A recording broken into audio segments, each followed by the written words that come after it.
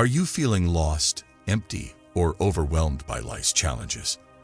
In today's video, we will be delving into the profound teachings of Buddhism to shed light on 6 hidden signs of depression that are often overlooked. Lesson 1. Smiling and being happy. People who are depressed and smiling may feel like they have to put on a happy face because of social expectations or fear of being judged. They might think that being sad or open about being hurt is a sign of weakness. This inner struggle can make a person feel alone and disconnected because they may think no one really gets what they're going through. When someone constantly acts happy while hiding how they really feel, it can cause a disconnect between their inner and outer worlds. Keeping up this contradiction can be hard, and it may make you feel more anxious, guilty, or ashamed. The person may be afraid of being judged or found out for not being as happy as they seem. This cycle of hiding and being hard on yourself can make sadness worse. Another important factor is compassion, both for oneself and for others. Self-compassion means being kind and understanding to yourself, especially when you're having a hard time.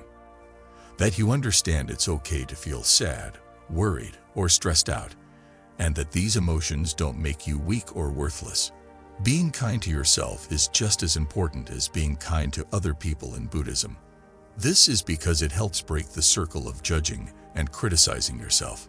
For family and friends, kindness means being there for them without judging them. To do this, you need to understand that a smile doesn't always mean someone is happy, and be ready to listen without jumping to conclusions.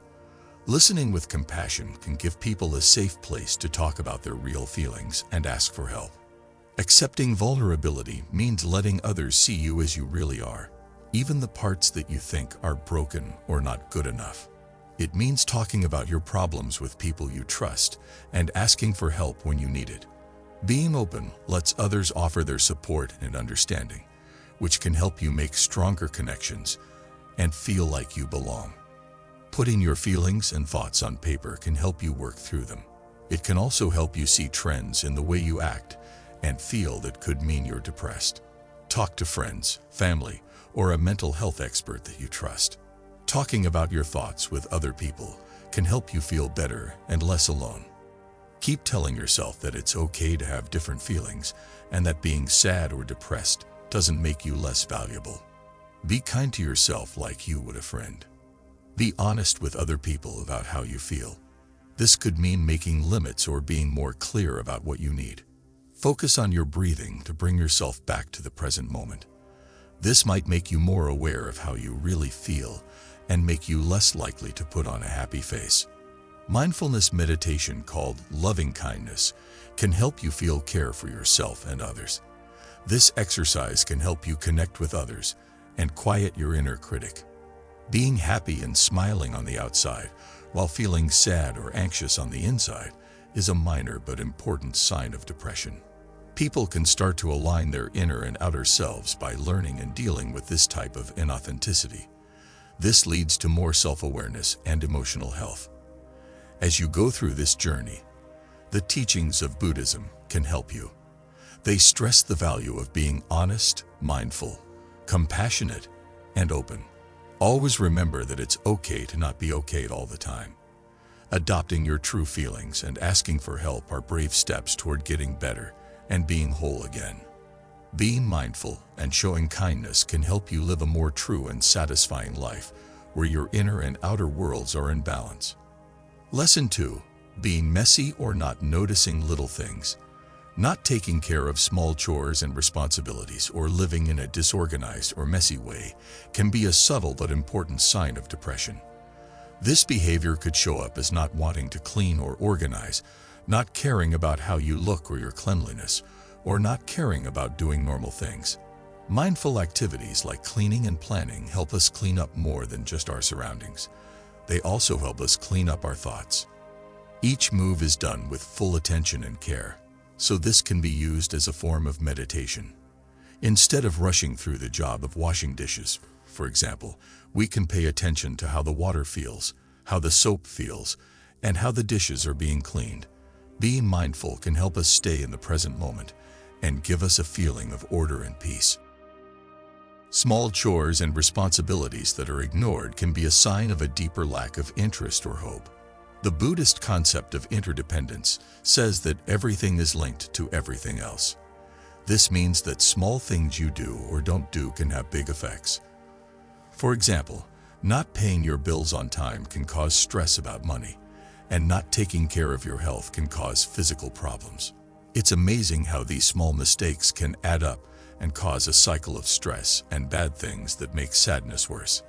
As a way to fight the urge to ignore small things, Buddhist teachings tell us to be aware in every part of our daily lives. Engaged Buddhism is a way of life in which mindfulness and compassion are used in everyday interactions and deeds. We can feel more present and have a sense of purpose if we pay attention to small jobs. Maintaining our surroundings in this way not only makes us feel good about ourselves, but it also helps keep things in order. Setting aside a few minutes every day to clean up a room, organize your office, or take care of your own hygiene, for example, can make a big difference. When you do these things with awareness, they can become self-care and respect routines. They tell us that we deserve a clean and safe place to live, and that we have the power to make it happen. Enjoy the little wins and growth. Whether you're organizing a drawer or finishing a job, take a moment to appreciate the work you put in and how it makes you feel. If keeping things in order and paying attention to the little things feels too much, you might want to get help from family, friends, or a professional. When you need help, having someone there can make the process feel easier to handle. If you're depressed and feel disconnected or overwhelmed, a messy home or forgetting about small things can be a secret sign. Buddhist teachings help us understand how important it is to deal with these habits through mindfulness, self-compassion, and right effort. Practicing awareness and a sense of order in our daily lives can help us create a safe space that supports and encourages inner peace and clarity. Remember that even small things can have big effects, and being kind and understanding to ourselves is an important part of getting better and healing. Lesson 3. Strong emotions that pass quickly. One sign of sadness that can be hard to understand is having strong feelings that come and go quickly. People can find it hard to stay stable and in control when their emotions change so quickly. Buddhism teaches that understanding and controlling these feelings can be done through a few key practices and insights that help people see their inner world more clearly and with more kindness. Paying attention to the present moment without judging it is what mindfulness is all about. It means paying attention to our thoughts, feelings, and physical experiences as they come and go. Mindfulness helps us be aware of our feelings without getting caught up in them when we're going through them. It helps us see our feelings as fleeting events rather than fixed parts of who we are. Mindfulness tells us to see a feeling as it is without judging it as good or bad. For example, when we feel a sudden wave of sadness or anger, we should just watch it. We can pay attention to where in our bodies it feels, what thoughts come up at the same time, and how it changes the way we breathe. By observing the feeling with awareness, we put some distance between ourselves and it, which lets us respond instead of reacting without thinking. In Buddhism, it is very important to understand the conditions and reasons that make us feel emotions. Emotions don't just happen. They're often reactions to certain events, thoughts, or memories. Through the practice of insight meditation, we can look into where our feelings come from. Observing our mental patterns and figuring out the beliefs and attachments that cause emotional turmoil are part of this exercise. One example is when someone feels disrespected, they might get very angry all of a sudden. If they look into it, they might find that they have a strong opinion that they should always be treated with respect. When they understand this connection, they can see how it makes them feel. Now that they know this, they can work on letting go of the connection and seeing things more objectively. Being equanimous doesn't mean being emotionless or uncaring. Instead, it's about building a steady mind that can stay calm even when your emotions change. You can develop this trait by meditating and practicing awareness every day. Over time, equanimity lets us fully feel our feelings without letting them control us.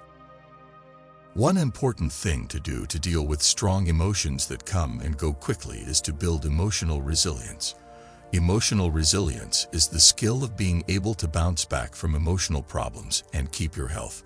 Self-compassion is a Buddhist practice that helps people be resilient. Self-compassion means being kind and understanding to yourself, especially when things are hard. It's easy to be hard on yourself or feel stressed when your feelings change quickly. Self-compassion is a kind and caring way to deal with these things. It tells us to accept our pain without judging it and to treat ourselves with the same kindness we would give a friend. By showing kindness to ourselves, we can become stronger and have a better connection with our feelings. Buddhist ideas about how to deal with strong feelings are not just abstract. They can be used in real life. It is possible to have a better connection with our emotions if we practice mindfulness, loving kindness, insight, equanimity, and self-compassion every day. Regular meditation, being mindful throughout the day, and a commitment to self-reflection and personal growth are all parts of this combination. People whose emotions change quickly may find it helpful to keep a journal to record their feelings and new ideas. Writing down your feelings and thoughts can help you see them more clearly and find causes and underlying beliefs. Additionally, getting help from a spiritual leader, therapist, or support group can be very helpful in giving advice and support. A subtle but important sign of sadness is having strong feelings that come and go quickly. Mindfulness, kindness, and wisdom are important parts of Buddhism for understanding and controlling these feelings. Realizing that feelings are temporary, practicing mindfulness and meditation, and growing equanimity and self-compassion can help us handle changes in our emotions more easily and gracefully. Lesson 4. Not seeing the bright side of things. Feeling pessimistic or hopeless all the time is another secret sign of depression. Some people may find it hard to see the good in things or think that things will never get better. This negative attitude can be very strong and hard to get rid of. If you notice that you tend to see the bad in things, you might want to make it a daily habit to write down what you are thankful for. One easy way to do this is to enjoy a warm cup of tea, a kind word from a friend, or a quiet moment. Mindfulness meditation called loving kindness can also help you become more compassionate and upbeat. Remember that changing your point of view takes time and work, but it is an important step toward better mental and emotional health. Before we can learn more about the practice of right view, we need to know what thoughts are. Buddhism says that our thoughts are like clouds moving across the mind sky. They are temporary and don't show who we really are. Breath awareness meditation is a good way to practice focus. We can stay in the present moment by focusing on the breath.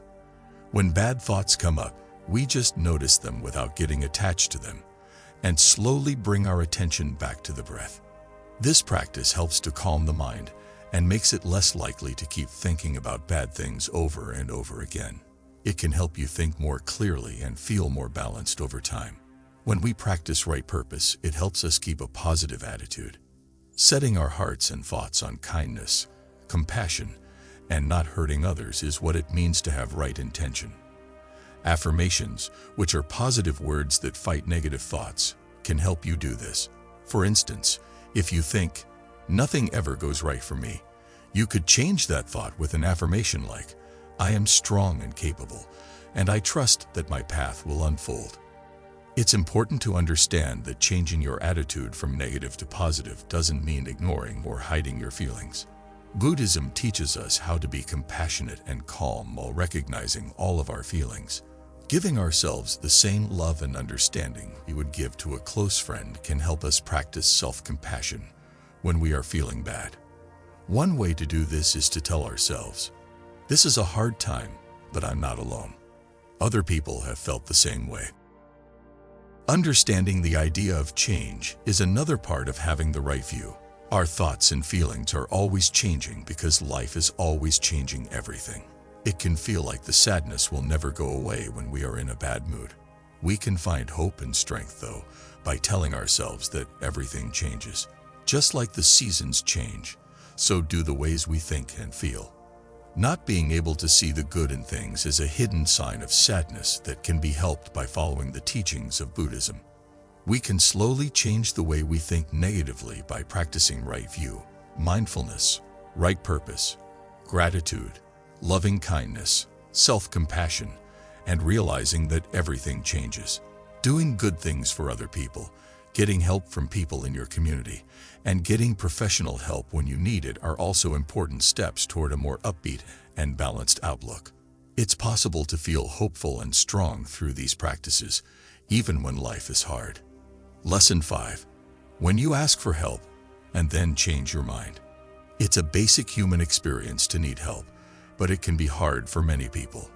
Being open, trusting, and aware of your own limits are all parts of it. However, people who are depressed may find this process especially hard. They might start a chat or ask for help, but when the chance comes up, they pull back. This kind of behavior can be confusing and upsetting for both the person doing it and the people trying to help them. One reason for this lack of clarity is the shame that people have about mental health. People in many countries still think that asking for help means they are weak or have failed. People may be embarrassed to say they are having a hard time because they are afraid of being judged or rejected.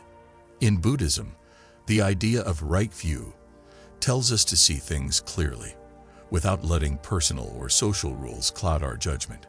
Realizing that you need help is a normal part of being human, not a flaw or fault, is important. Every living thing is linked to everything else through the Buddha's lessons. In Buddhism, the society is an important support system because it gives people a place to talk about their problems and get help. This sense of community makes it clear that asking for help is not a way to put others down. It's a sign of our shared humanity. People may change their minds about getting help because they don't understand how everything is related or because they don't want to be a burden. Changing your mind about getting help can also be a way to protect yourself. As a way to protect themselves, people may naturally pull away when they feel stressed. Withdrawing can be a reaction to fear of the unknown, since asking for help often means facing hard facts or making big changes. Teachings by the Buddha about impermanence tell us that everything we feel, even fear and pain, is only temporary. Accepting this can give people the strength to move forward, even when they don't know what will happen. It can be easier to ask for help if you set small, doable goals. Instead of letting the thought of fully opening up overwhelm you, you could start with smaller steps, like talking about a small worry or just asking for help. As trust and comfort grow, it gets easier to talk about more serious things. Also, picking the right people to ask for help is very important. It's okay if not everyone has the skills to offer the help that's needed. Look for people who have shown they understand, feel kindness, and don't judge others. In a Buddhist setting, this could be a spiritual teacher, a trusted member of the Sangha, or a wise and compassionate friend. If you keep changing your mind about getting help, you might want to start meditating regularly. Meditation can help you calm down and get a better sense of your feelings and thinking. Additionally, it can help you feel more connected to the present moment, which can make asking for help less stressful. Remember that the path to healing is not a straight line, and it's normal to feel mixed emotions along the way. Buddhist principles give us a way to deal with these problems that is kind and understanding. They tell us that it's okay to be uncertain, and that being brave enough to ask for help is an important part of taking care of ourselves and being healthy. It is normal for people who are depressed to ask for help and then change their minds. It's affected by many things, like social shame, low self-esteem, being open to being hurt, and wanting to be in charge. We can become more self-aware, compassionate, and brave by looking at these things through the lens of Buddhist principles. We can learn to accept how we are linked, know how valuable we are, and take real steps to get the help we need. In the end, this trip is about accepting our humanity and realizing that we all need help sometimes. Seeking help is a powerful act of self-love and strength. Lesson 6. Showing strong emotions clearly. Buddhist theory says that our feelings are deeply linked to what we think and how we see things. When we feel strong emotions, it's usually because we care a lot about certain wants, expectations, or results. For instance, we may feel very angry when our standards aren't met, or when we think someone is being unfair. In the same way, We might feel unbearably sad when we lose someone or are let down. These feelings are connected to our attachments and aversions, which are important ideas in Buddhist beliefs. Being fully present and aware of our thoughts, feelings, and body experiences in the present moment is what it means to practice right mindfulness.